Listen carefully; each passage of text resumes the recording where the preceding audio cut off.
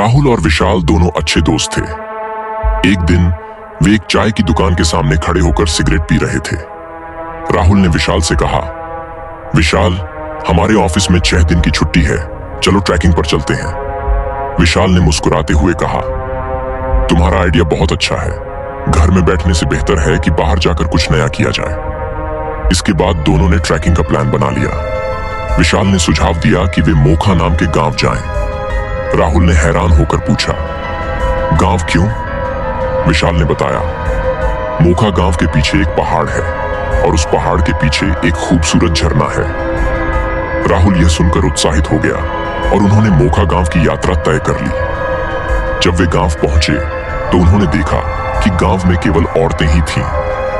औरतें उन्हें अजीब सी मुस्कान के साथ देख रही थीं, जो बेहद डरावनी थी। राहुल ने विशाल से पूछा, ये लोग हमें ऐसे क्यों देख रहे हैं जैसे हमें खा जाएंगी? विशाल ने हंसते हुए कहा, लोग कहते हैं कि यह गांव भुतहा है, लेकिन मुझे इन बातों पर विश्वास नहीं है। राहुल ने घबराते हुए कहा, लेकिन विशाल, मैं ऐसी चीजों पर विश्वास करता हूं। तुमने मुझे पहले क्यों नहीं बताया? मुझे ऐसे जगहों से नफरत है। विशाल ने उसे शांत करते हुए कहा, राहुल, घबराओ मत, मैं तुम्हारे साथ हूं, सब कुछ ठीक रहेगा। विशाल ने राहुल को दिलासा दिया और दोनों ने अपनी यात्रा जारी रखी। जैसे जैसे वे पहाड़ की ओर बढ़ते गए, राहुल को महसूस हुआ कि कोई उनका पीछा कर रहा है। उसने पीछे मुड़कर देखा, लेकिन वहां कोई नहीं था। विशाल ने राहुल से कहा, तुम बहुत ज्यादा घबरा रहे हो। विशाल ने उसे पानी की बोतल दी और कहा, यहां रुको, मैं कुछ ही मिनटों में वापस आता हूं। मुझे रास्ता समझ नहीं आ रहा है। राहुल ने कहा, मैं भी तुम्हारे साथ चलूंगा।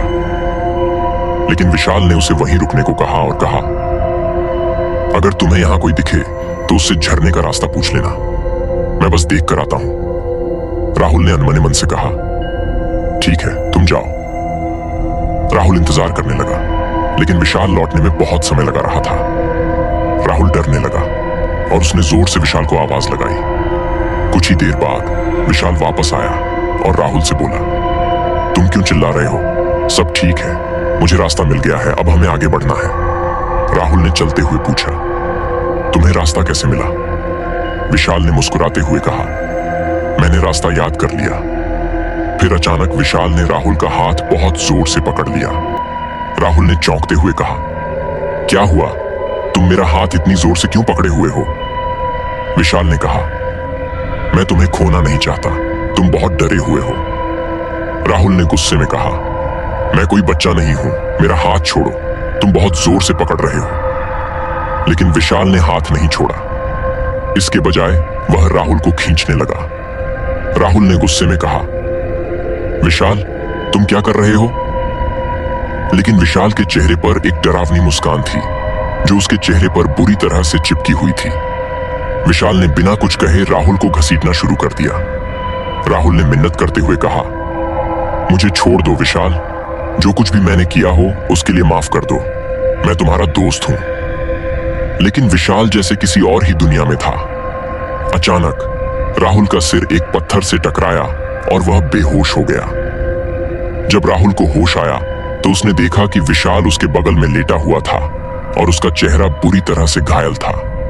राहुल डर के मारे चीख पड़ा, लेकिन जब उसने उठने की कोशिश की तो पाया कि उसका पैर टूट चुका है।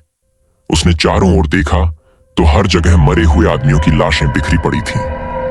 राहुल ने सामने देखा तो उसे विशाल का पैर दिखाई दिया, जो खड़ा था।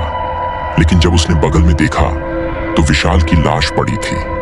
डर के मारे उसने धीरे धीरे ऊपर देखा तो वहां एक भयानक चुड़ैल खड़ी थी। उसने विशाल का रूप धारण कर राहुल को धोखा दिया था। अब उसने अपना असली रूप ले लिया था। राहुल ने कांपते हुए कहा, मुझे छोड़ दो, मैं तुम्हें जो चाहिए वो दूंगा। चुड़ैल ने कहा, मुझे तुम्हारी जिंदगी चाहिए। उसने एक पत्थर उठाया और राहुल का चेहरा कुचल दिया। चुड़ैल की खौफनाक हंसी पूरे पहाड़ में गूंज उठी।